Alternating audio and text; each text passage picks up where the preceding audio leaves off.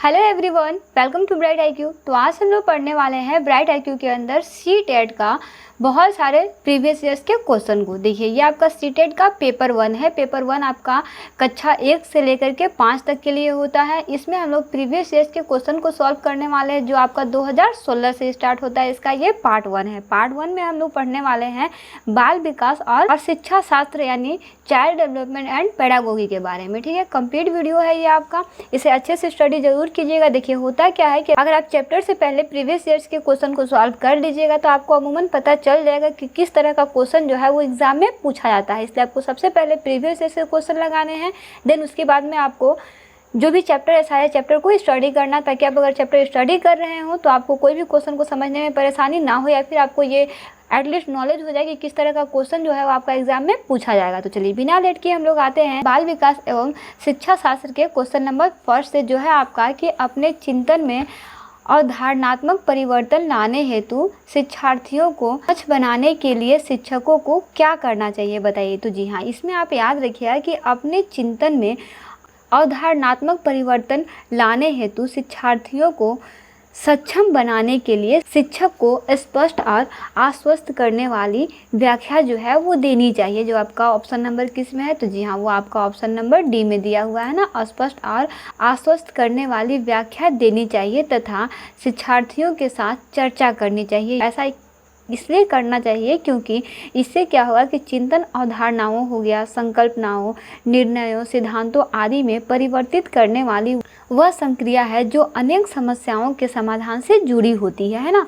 चलिए आगे बढ़ते हैं, इसका नेक्स्ट क्वेश्चन देखते हैं, जो है आपका कि प्राथमिक विद्यालय में कक्ष के संदर्भ में सक्रिय बद्धता का क्या अर्थ होता है, बताइए। तो जी हाँ, याद रखिए कि प्राथमिक विद्यालय के कक्ष के संदर्भ में सक्रिय बद्धता का अर्थ जो है वो आपका होता है जांच पड़ताल, प्रश्न पूछना और वाद विवाद करना। दैट मीन्स इसका आपका करेक्ट आंसर क्या हो जाएगा, तो वो है आपका ऑप्शन नंबर सी इसका करेक्ट आंसर हो जाएगा ना। वहीं इसका नेक्स्ट क्वेश्चन देखते हैं, जो है आपका कि बच्चे तब सर्वाधिक सृजनशील होते हैं जब वे किसी गतिविधि में भाग लेते हैं। बताइए वो किस तरह का गतिविधि होता है। तो जी हाँ, अगर इसमें हम देखिएगा तो याद रखिएगा कि बच्चे तब सर्वाधिक सृजनशील होते हैं जब वे अपनी रुचि से किसी गतिविधि में भाग लेते हैं। किसकी रुचि से? अपनी रुचि से भाग लेते हैं तथा रुचि अनुसार कार्य करने पर उन्हें कार्य में आनंद व सफलता की प्राप्ति होता है। तो वो आपका कंडीशन होता है ना कि बच्चे जो हैं वो सर्वाधिक सृजनशील होते हैं ना। दैट मीन्स करेक्ट आंसर क्या हो जाएगा, तो जी हाँ, वो है आपका अपनी रुचि से ना। इसका करेक्ट आंसर ऑप्शन सी हो जाएगा। ठीक है, वही इसका नेक्स्ट क्वेश्चन है कि भारत में अधिकांश कक्षाएं बहुभाषी होती हैं, इसे शिक्षक द्वारा डैश के रूप में लिया जाना चाहिए। बताइए किस रूप में। तो जी हाँ, याद रखिएगा कि होता क्या है कि भारत में अधिकांश कक्षाएं जो है वो आपकी बहुभाषी होती हैं, इसे शिक्षक द्वारा संसाधन के रूप में देना चाहिए। किस रूप में देना चाहिए? संसाधन के रूप में देना चाहिए, याद रखिएगा ना। वहीं इसमें कुछ और चीज़ों को जान लीजिए। जैसे अगर हम लोग बहुभाषी की बात करते हैं तो बहुभाषी माहौल के कारण जो है वो आपका बच्चा और अपनी बात को सहज तरीके से रखता है और दूसरों की भाषा व विचारों का सम्मान जो है वो करना सीखता है। इस प्रकार बहुभाषिकता द्वारा ना शिक्षण प्रक्रिया अधिक सुगम व विविध बनती है ना, याद रखिएगा। चलिए आगे बढ़ते हैं, इसका नेक्स्ट क्वेश्चन देखते हैं, जो है आपका कि शिक्षार्थियों द्वारा की गई गलतियां या त्रुटियां हैं। बताइए क्या होता है। तो जी हाँ, शिक्षार्थियों द्वारा की गई गलतियां या त्रुटियां जो है वो इनके चिंतन को समझने के अवसर के रूप में देखी जानी चाहिए ना। किसके रूप में देखना चाहिए, तो उनके चिंतन और समझने के अवसर के रूप में देखा जाना चाहिए। साथ ही साथ इसमें एक चीज़ और आप याद रखिएगा कि ऐसा इसलिए करना चाहिए ताकि शिक्षार्थियों के सीखने का स्तर जो है वो बढ़ाया जा सके, इसीलिए ऐसा करना चाहिए ना। वही नेक्स्ट क्वेश्चन है इसका कि डैश के विचार से बच्चे सक्रिय ज्ञान निर्माता तथा नन्हे वैज्ञानिक हैं जो संसार के बारे में अपने सिद्धांतों की रचना करते हैं। बताइए क्या है। तो जी हाँ, इसमें आप याद रखिएगा कि वो है आपका पियाजे के विचार से ना। पियाजे के विचार से बच्चे सक्रिय ज्ञान निर्माता तथा नन्हे वैज्ञानिक है जो संसार के बारे में अपने सिद्धांतों की रचना करते हैं। इसमें एक चीज़ और है कि उनका मानना है कि बच्चों द्वारा अर्जित ज्ञान के भंडार का स्वरूप जो है वो आपका विकास की प्रत्येक अवस्था में बदलता वो परिमार्जित होते रहता है ना। वही इसका नेक्स्ट क्वेश्चन है कि बाल केंद्रित शिक्षा शास्त्र का अर्थ है, बताइए क्या है। तो जी हाँ, अगर हम लोग यहाँ पे देखते हैं तो बाल केंद्रित शिक्षा शास्त्र का अर्थ जो है वो आपका है कि बच्चों की अभिव्यक्ति और उसकी सक्रिय भागीदारी को महत्व देना, यानी इसका करेक्ट आंसर क्या हो जाएगा, तो वो है आपका ऑप्शन नंबर सी इसका करेक्ट आंसर हो जाएगा ना। वहीं इसमें और एक चीज़ याद रखिएगा कि इनमें बच्चों की रुचियों, प्रवृत्तियों तथा क्षमताओं को ध्यान में रखा जाता है जो उनके ज्ञानवर्धन में सहायक होती है ना। चलिए आगे बढ़ते हैं, इसका नेक्स्ट क्वेश्चन देखते हैं जो है आपका कि जटिल परिस्थिति को संसाधित करने में शिक्षक बच्चों की सहायता कर सकता है, बताइए किस रूप में कर सकता है। तो जी हाँ, इसमें आप याद रखिएगा कि जटिल परिस्थिति को संसाधित करने में शिक्षक बच्चों की सहायता कार्य को छोटे हिस्सों में बांटने के बाद निर्देश लिखकर कर सकता है ना। दैट मीन्स का करेक्ट आंसर क्या हो जाएगा, तो जी हाँ वो है आपका ऑप्शन नंबर डी इसका करेक्ट आंसर होगा ना, कि कार्य को छोटे हिस्सों में बांटने के बाद निर्देश लिखकर जो है वो किया जा सकता है। साथ ही साथ इससे क्या होगा कि बच्चों के लिए कार्य करना जो है वो काफ़ी सरल और सुगम हो जाता है ना। वही इसका नेक्स्ट क्वेश्चन है कि शिक्षार्थियों से यह अपेक्षा करना कि ज्ञान को उसी रूप में पुनः प्रस्तुत कर देंगे जिस रूप में उन्होंने उसे ग्रहण किया है, बताइए। तो जी हाँ, इसमें आप याद रखिएगा कि ये क्या है आपका कि शिक्षार्थियों से यह अपेक्षा करना कि वे ज्ञान को उसी रूप में पुनः प्रस्तुत कर देंगे जिस रूप में उन्होंने उसे ग्रहण किया है, यह समस्यात्मक है। अब ये समस्यात्मक क्यों है, क्योंकि इससे क्या होता है कि व्यक्ति अनुभवों की व्याख्या करते हैं और ज्ञान को ज्यों का त्यों पुनः उत्पादित नहीं करते। ऐसा उनके अनुभव और ज्ञान के मिश्रण से होता है, इसलिए इसका करेक्ट आंसर क्या हो जाएगा, तो जी हाँ वो है आपका ऑप्शन नंबर सी जो है आपका करेक्ट आंसर हो जाएगा, है ना।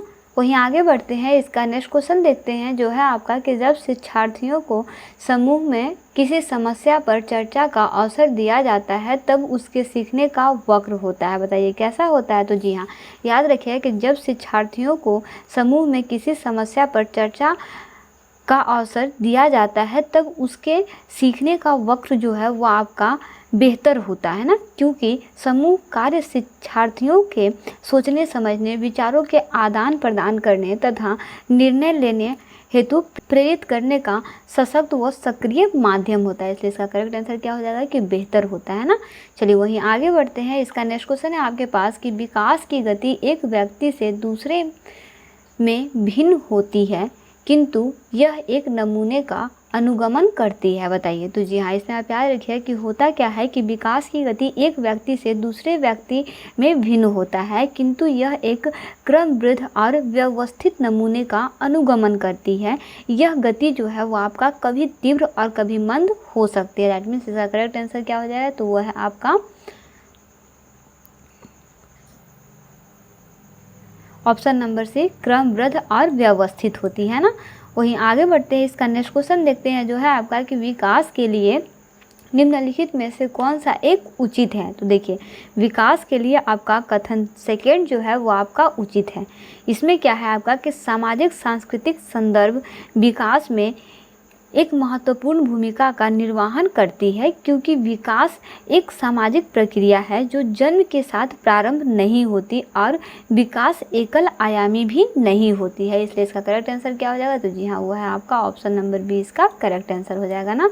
वहीं इसका नेक्स्ट क्वेश्चन है आपके पास कि व्यक्तियों में एक दूसरे से भिन्नता क्यों होती है, बताइए। तो बहुत जेन्युइन क्वेश्चन है। तो जी हाँ, व्यक्तियों में एक दूसरे से भिन्नता अनुवांशिक क्रम और वातावरण के अन्योन्य क्रिया के कारण होती है, क्योंकि अनुवांशिक क्रम हमें विकसित होने की क्षमता प्रदान करता है और वातावरण इन क्षमताओं को विकसित होने के अवसर जो है वो प्रदान करते हैं, इसलिए इसका करेक्ट आंसर क्या हो जाएगा, तो वो है आपका ऑप्शन नंबर सी इसका करेक्ट आंसर हो जाएगा ना। वहीं आगे बढ़ते हैं, इसका नेक्स्ट क्वेश्चन देखते हैं जो है आपका कि बच्चे के सामाजिकरण में परिवार डैश भूमिका निभाता है, कौन सी भूमिका निभाता है। तो जी हाँ, याद रखिए कि बच्चे के सामाजिकरण में परिवार जो है वो आपका मुख्य भूमिका निभाता है ना। इसमें एक चीज़ आप याद रखिए कि परिवार ही बच्चों की वह पहली संस्था होती है जो बच्चे की शिष्टाचार, नैतिक विकास व समाज के तौर तरीकों की शिक्षा देकर उसे एक योग्य व्यक्ति बनाती है ना। नेक्स्ट क्वेश्चन है कि निम्नलिखित में से कौन सा एक सही मिलान वाला जोड़ा है। तो जी हाँ, अगर इसमें आप याद रखिए कि वह है आपका ऑप्शन नंबर ए मूर्त संक्रियात्मक बच्चा, इसका ऑप्शन जो है वह आपका संसाधन एवं वर्गीकरण करने योग्य, ये आपका मिलान जो है वो बिल्कुल सही है। इसमें आपको एक चीज़ याद रखना है कि इसमें होता क्या है कि 7 वर्ष से लेकर के 12 वर्ष की आयु के बच्चों की तार्किक चिंतन की योग्यता जो है वो विकसित हो जाती है और उसके संज्ञात्मक कार्य में लचीलापन अधिक होता है ना। That means the correct answer क्या हो जाएगा, तो वह है आपका ऑप्शन नंबर ए ना। वही इसका नेक्स्ट क्वेश्चन है आपके पास कि एक बच्ची कहती है धूप में कपड़े जल्दी सूख जाते हैं, वह डैश की समझ को प्रदर्शित करती है। बताइए उसकी इसमें कौन सी समझ को बताया जा रहा है, तो जी हाँ इसमें आप याद रखिएगा कि एक बच्ची ये कहती हुई है कि धूप में कपड़े जो है वो जल्दी सूख जाते हैं। इसमें सिंपल सा है कि वह कार्यकरण की क्षमता को दर्शाता है। कार्यकरण की क्षमता को कैसे दर्शाता है, क्योंकि वो जो देख रही है उसी चीज़ को बता रही है। उसको पता है कि धूप है, सूर्य भगवान निकले हैं, तो कपड़ा जो है वो सूख रहा है। सिंपल सा इसमें लॉजिक है।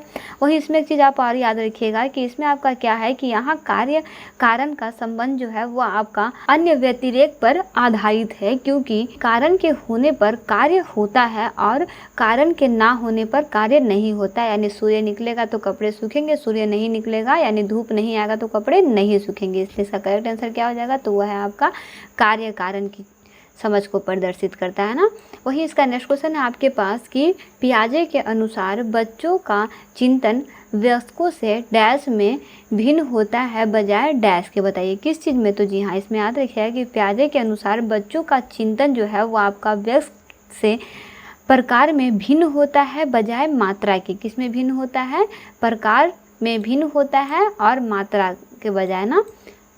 चलिए आगे बढ़ते हैं। इसका नेक्स्ट क्वेश्चन देखते हैं जो है आपका कि निम्नलिखित में से कौन सा एक आधारभूत सहायता का उदाहरण है। तो जी हाँ अगर हम लोग यहाँ पे आधारभूत सहायता की बात करते हैं तो इसमें याद रखिएगा कि वो आपका है अनुबंधन और संकेत देने तथा नाजुक स्थिति पर प्रश्न पूछना, यह आपका आधारभूत सहायता का उदाहरण है ना। दैट मीन्स करेक्ट आंसर क्या हो जाएगा, तो जी हाँ वो है आपका ऑप्शन नंबर ए इसका करेक्ट आंसर हो जाएगा ना। वहीं आगे बढ़ते हैं। इसका नेक्स्ट क्वेश्चन है आपके पास वाइगोत्स्की के अनुसार बच्चे सीखते हैं। बताइए वाइगोत्स्की के अनुसार बच्चे कैसे सीखते हैं, तो जी हाँ याद रखिएगा कि वाइगोत्स्की के अनुसार बच्चे वयस्कों और समवयस्कों के साथ परस्पर क्रिया यानी कि सोचने व व्यवहार करने से सीखते हैं, जिससे उनके व्यक्तिगत अधिगमन स्तर में भी बढ़ोतरी होती है। दैट मीन्स करेक्ट आंसर क्या हो जाएगा, तो वो है आपका ऑप्शन नंबर डी वयस्कों और समस्याकों से ना। क्योंकि जो बच्चे जिस तरह से घर पे देखते हैं, आसपास में देखते हैं, उसी तरह से वो करते भी है ना। वही इसका नेक्स्ट क्वेश्चन है आपके पास कि कोल्सवर्ग ने प्रस्तुत किए हैं। बताइए कोल्सवर्ग ने क्या प्रस्तुत किए हैं, तो जी हाँ अगर हम लोग कोल्सवर्ग को देखते हैं तो याद रखिएगा कि कोल्सवर्ग ने नैतिक विकास के 6 चरण जो है वो प्रस्तुत किए हैं। ये 6 चरण आपको याद रखना बहुत महत्वपूर्ण है ना। जैसे देखिए पहला आपका क्या है कि नैतिक चिंतन, दूसरा है रूढ़िगत चिंतन, तीसरा है अच्छे आपसी व्यवहार व संबंधों पर चिंतन, चौथा है सामाजिक व्यवस्था बनाए रखने पर आधारित चिंतन, पांचवा है सामाजिक अनुबंधन उपयोगिता और व्यक्तिगत अधिकारों पर आधारित चिंतन, और छठा है सार्वभौमिक नीति सम्मत सिद्धांतों पर आधारित चिंतन। आपके पास यहाँ पे अगर आप देखिएगा तो आपके पास दिया हुआ क्या है, नैतिक विकास के चरण, यानी कि नैतिक विकास के नैतिक चिंतन भी बोल सकते हैं या फिर नैतिक विकास के चरण भी बोल सकते हैं। दोनों आपका सही होगा ना। दैट मीन्स करेक्ट आंसर क्या हो जाएगा, तो वह आपका ऑप्शन नंबर डी। चलिए आगे बढ़ते। चलिए तो वही क्वेश्चन है आपके पास कि निम्नलिखित में से कौन सी स्थिति बाल केंद्रित कक्षा कक्ष को प्रदर्शित कर रही है। तो देखिए इसको अगर हम लोग देखते हैं तो याद रखिए कि इसमें आपका क्या है, ये इसको प्रदर्शित क्यों कर रही है, क्योंकि देखिए इसमें क्या है ना कि इसमें आपका प्रत्येक शिक्षार्थी की ओर अलग से ध्यान दिया जा रहा है। ये इसका सबसे गुड हैबिट है ना। वहीं इसका नेक्स्ट क्वेश्चन है कि बुद्धि है। बताइए बुद्धि क्या है, तो जी हाँ अगर हम लोग बुद्धि की बात करते हैं तो याद रखिए बुद्धि जो है वो आपका सामर्थ्यों का एक समुच्चय है। माफ कीजिएगा यहाँ पे सामर्थ्य होना चाहिए था ना, यहाँ पे र छूट गया है। तो सामर्थ्य का क्या है, समुच्चय है। अर्थात इसका मतलब क्या हो गया कि बुद्धि वह मानसिक शक्ति है जो वस्तुओं एवं तथ्यों को समझने व तर्कपूर्ण ज्ञान प्राप्त करने में सहायक होती है ना। चलिए आगे बढ़ते हैं। इसका नेक्स्ट क्वेश्चन है आपके पास कि भाषा विकास के लिए प्रारंभिक बचपन डैश काल का है। बताइए किस काल का है, तो जी हाँ इसमें आप याद रखिएगा कि इसमें आपका क्या है कि भाषा विकास के लिए प्रारंभिक बचपन जो है वो आपका अति संवेदनशील काल है ना। इसमें क्या है कि इस काल में मस्तिष्क की सतर्कता, ज्ञान इंद्रियों की तेजी, सीखने व समझने की अधिकता अपने चरमोत्कर्ष पर होती है ना। दैट मीन्स करेक्ट आंसर क्या हो जाएगा, तो वह है आपका अति संवेदनशील ना।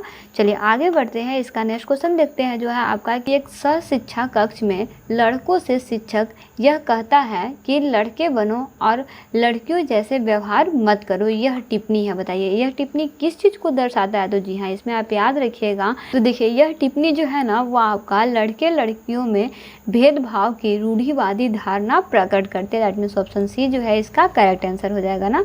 वही इसका नेक्स्ट क्वेश्चन है कि आकलन है। बताइए आकलन क्या है, तो जी हाँ आकलन जो होता है ना वो आपके सीखने में सुधार का एक तरीका है। क्या है, सीखने में सुधार का एक तरीका है, जो आपका ऑप्शन नंबर डी में दिया हुआ है। That means option number D जो है इसका करेक्ट आंसर हो जाएगा। देखिए इसमें आप कुछ चीज़ों को और जान लीजिए, जैसे आकलन का उद्देश्य जो है वो आपका निदानात्मक होता है। कैसा होता है, तो इसमें आप याद रखिएगा कि आकलन का उद्देश्य जो है वो आपका निदानात्मक होता है। यह शिक्षार्थियों की अधिगमन संबंधित कठिनाइयों को ज्ञात करने में सहायक होता है ना। इस चीज़ को भी आप इसमें याद रखिएगा। वहीं आगे बढ़ते हैं, इसका नेक्स्ट क्वेश्चन है आपके पास कि निम्नलिखित में से कौन सा कथन समावेशन का सबसे अच्छा वर्णन करता है। तो जी हाँ अगर हम लोग समावेशन की बात करते हैं ना तो समावेशन का सबसे अच्छा वर्णन है कि यह एक दर्शन है जिसमें सभी बच्चों को नियमित विद्यालय प्रणाली में समान शिक्षा प्राप्त करने का अधिकार है, ताकि वे आत्मविश्वास, आत्मसम्मान, सकारात्मक सोच, प्रभावी संप्रेषण आदि गुणों को स्वयं में विकसित कर संपूर्ण व्यक्तित्व विकास की ओर अग्रसर हो सके ना। बेसिक साइंस का यही मोटो। दैट मीन्स इसका ऑप्शन नंबर सी जो है आपका करेक्ट आंसर हो जाएगा। ठीक है, चलिए आगे बढ़ते हैं, इसका नेक्स्ट क्वेश्चन देखते हैं जो है आपका कि वंचित वर्ग की पृष्ठभूमि के बच्चों को शिक्षा प्रदान करने के लिए शिक्षक को चाहिए कि बताइए क्या करना चाहिए शिक्षकों को। तो जी हाँ याद रखिएगा कि वंचित वर्ग की पृष्ठभूमि के बच्चों को शिक्षा प्रदान करने के लिए शिक्षक को चाहिए कि उनके विषय में अधिक जानकारी जुटाने का प्रयास करें और उन्हें कक्षा में होने वाली चर्चा में शामिल करें, जिससे उनमें काफ़ी ज़्यादा जो है वो सुधार भी देखा जा सकता है। That means option number C जो है इसका करेक्ट आंसर हो जाएगा ना। चलिए आगे बढ़ते हैं, इसका नेक्स्ट क्वेश्चन है आपके पास कि निम्नलिखित में से कौन सा व्यवहार बच्चे की अधिगम योग्यता की पहचान करता है। बताइए, तो जी हाँ इसमें आप याद रखिएगा कि मनों का जल्दी जल्दी बदलना, यह व्यवहार जो है वो आपका बच्चे की अधिगमन निर्योग्यता की पहचान कराता है।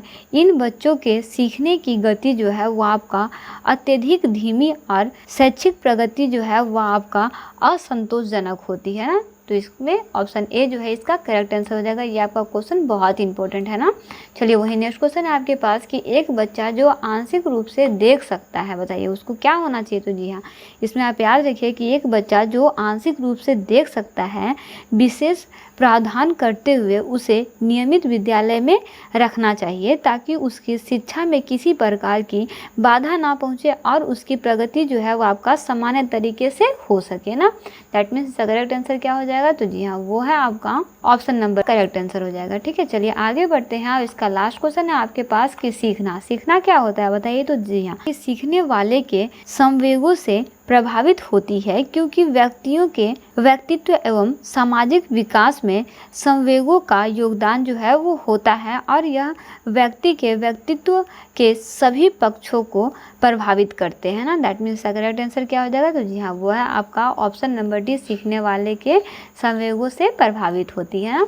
चलिए तो इस तरह से बेसिकली हम लोग बाल विकास एवं शिक्षा शास्त्र को पूरी तरह से पार्ट 1 में कंप्लीट कर चुके हैं। ये आपका 2016 में जो एग्ज़ाम हुआ था ना वो सारा इंपॉर्टेंट क्वेश्चन था। इसमें हम लोग कुछ बेसिक कॉन्सेप्ट को भी स्टडी किया, जिसको आपको याद रखना बहुत ज़रूरी है। सारे क्वेश्चन को स्टडी करते रहिए, हम लोग एक लाइन से सारे पार्ट को स्टडी करेंगे। तो देखिए इसमें हम लोग 2016 से लेके 2024 तक क्या क्या किस तरह से क्वेश्चन पूछे गए, सारे क्वेश्चन के पैटर्न को अच्छे से स्टडी करने वाले। इसमें जो भी आपका 5 पार्ट है ना, सारे 5 पार्टों को हम लोग एक एक करके स्टडी करने वाले हैं।